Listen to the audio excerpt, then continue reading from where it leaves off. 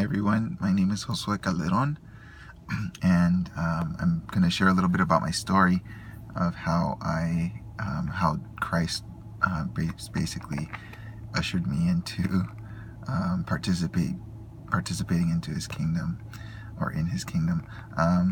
My background, I came from a very poor family, very poor background.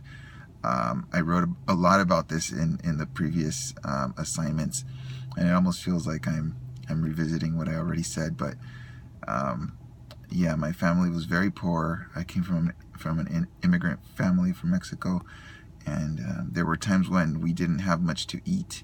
We'd have to go fishing just to put food on the table.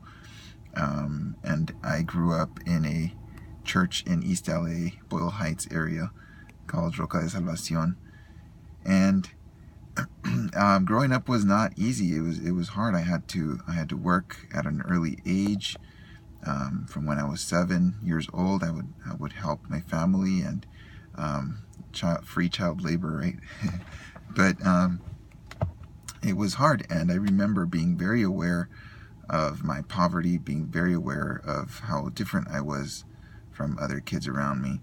And as I started growing up, I was able to go to school. I was fortunate enough to go to college, and which is not something that many Latinos do not have a chance to experience. But I'm grateful that the Lord has allowed me to go through that. It's something I don't take for granted.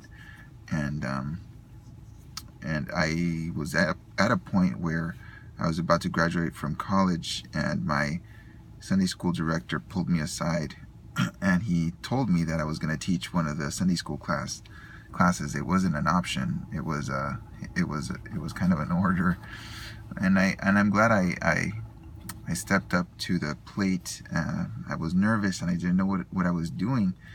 And I remember telling him that I would do it, but that I didn't know where to begin. And he said that the Spirit would guide me. So that was a very Pentecostal answer from him, I thought. But I needed to hear that.